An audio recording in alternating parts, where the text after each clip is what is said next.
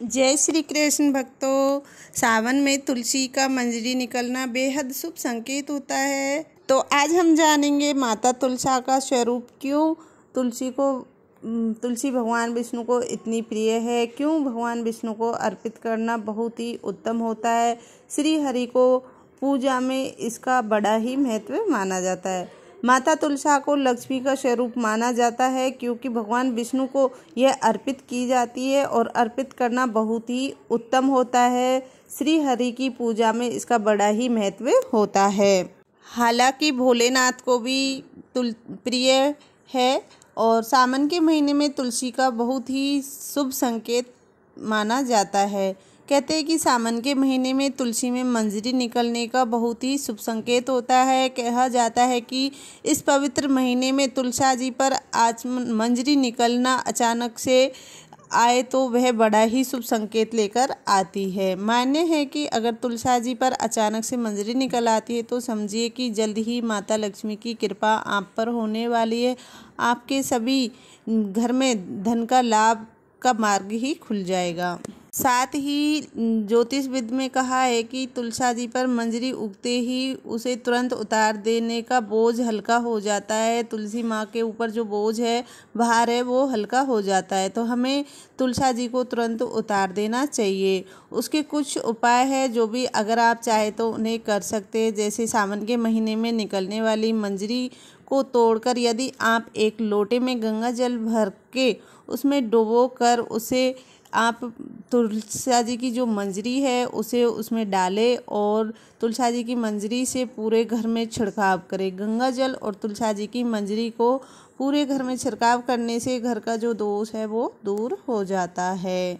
और साथ ही आर्थिक समस्याओं से भी छुटकारा पाने के लिए सावन माह में तुलसा जी को ही मंजरियों को धूप में सुखाएं और उसके बाद में आप इन्हें तुलसा जी की जो मंजरियाँ हैं इन्हें एक हरे वस्त्र में बांधकर तिजोरी में रख दे। इस तरह से उपाय करें जिससे आपके घर में भगवान की, भोले बाबा की सदा कृपा बनी रहेगी। मान्य है कि सावन माह में तुलसा जी की मंजरी को माँ लक्ष्मी के चरणों में रखकर आशीर्वाद लिया जाता है। तो इसके बाद फिर धन के स्थान पर सवाल कर रख दे तो वहाँ पर आपके घर में धन की कभी भी कमी नहीं होगी। ज्योतिष विधि में कहा है कि यदि तुलसा जी की मंजरी किसी को पीले कपड़े में बांधकर या दरवाजे पर चौखट पर लटका दी जाए तो इनसे दुख दरिद्रता दूर होती है।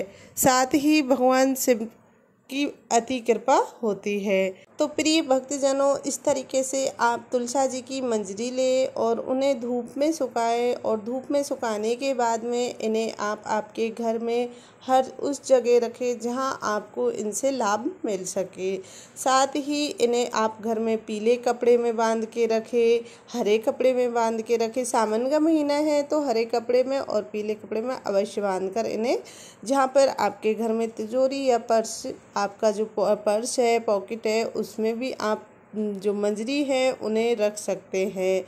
उम्मीद करती हूँ ये जानकारी आपको अच्छी लगी होगी। सावन के महीने में एक बार आप सभी भक्तजन इसे ज़रूर, आपके घर में अगर तुलसा जी माँ के ऊपर इस तरीके से मंजरी आ रही है तो उन्हें तोड़े, भगवान हरि को अर्पित करें, भगवान बजरंगबली को अर्पित करें। ये भोले बाबा पे बिल्कुल भी नहीं चिढ़ती है, साल में एक बार चढ़ती है। तो आप तुलसा जी को माँ तुलसा का रूप माना गया, माँ लक्ष्मी का रूप माना गया है, तो इसे आप विष्णु भगवान को अति प्रिय है तो भगवान विष्णु को, भगवान हरि को ये समर्पित होती है। इसे माँ लक्ष्मी के चरणों में अर्पित करें और उसके बाद में आपके घर में इसे आप रखें।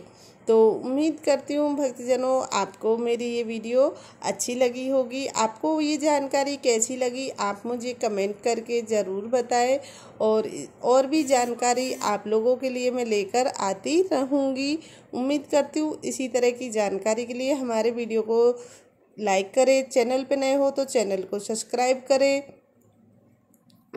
और फिर मिलेंगे आपको अगली वीडियो में। कमेंट करके ज़रूर लिखें। जय श्री कृष्ण, हर हर महादेव, जय लक्ष्मी मैया, जय तुलसा माता। धन्यवाद।